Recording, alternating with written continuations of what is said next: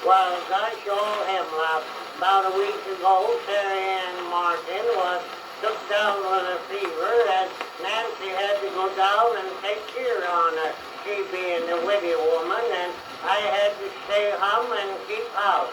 While Cindy Lawson come over to go down with Nancy and left her boy with me to take care on. And Nancy said to me, now, Joshua, the bread is soft to rise, the churning is all ready to do, and don't let the soft soap boil over, and keep your eye on the smokehouse, and don't let it catch fire, and I guess maybe the speckled hen will hatch today, and I wouldn't wonder if the bees wouldn't swarm, and Joshua, don't you let Cindy's boy fall in the well nor nothing. Gosh, I had a few things to do besides taking care of Cindy's boy, and that boy could ask more fool questions. He said to me, Uncle Joyce, where does the wind come from? Well, I told him some of it come from Ohio, and most of it come from Nebraska. He said, well, Uncle Joyce, what's Nebraska?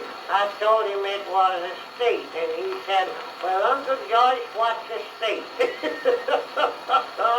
Well, I took off my coat and vest and pinned one of Nancy's aprons on me, and I hadn't took more than a dozen steps when I tripped and fell down over that darned apron, and my head hit the stove, made my nose bleed, and knocked down the stovepipe, and the soot went all over the bread. And just as I was getting things straightened out, that boy said to me, Uncle Joyce, does the Lord know everything?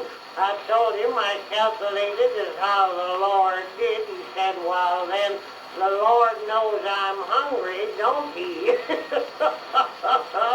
Well, I gave him some bread and butter and put apple sass on it, and I started in to do the churning. Well, I churned quite a spell, and I looked in the churn to see if the butter was coming, and my spectacles fell off, and the churn dasher broke them, and while I was trying to fish them out, my plug of tobacco fell in the churn, and spiled the cream. Well, I wouldn't have cared, but I didn't have any more tobacco handy.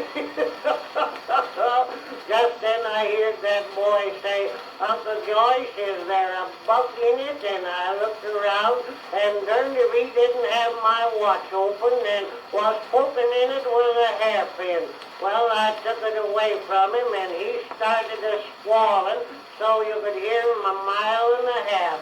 Well, I gave him some maple sugar to keep him quiet, and just then the soft soap boiled over, and while I was trying to sod it off the stove, it upsot and run all over the kitchen floor, and some of it run through a hole in my boot, and I had to go out and stick my foot in the rainwater barrel.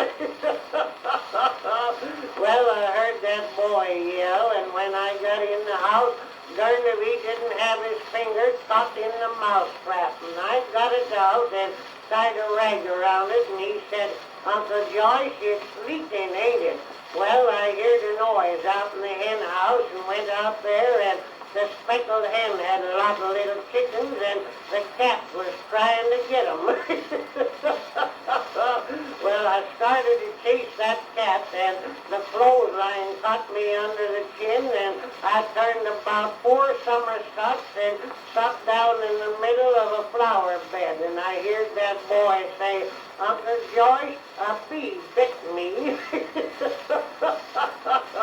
I looked around, and darned if them bees hadn't swarmed, and while I was trying to hive them, they got all over me, and while I was fighting them off, that boy fell into the wash tub, and the smokehouse caught fire, and the fire department turned out, and when I come to, Cindy said I'd been abusing her boy, and Nancy said a woman can't leave home a minute. Men are such helpless critters.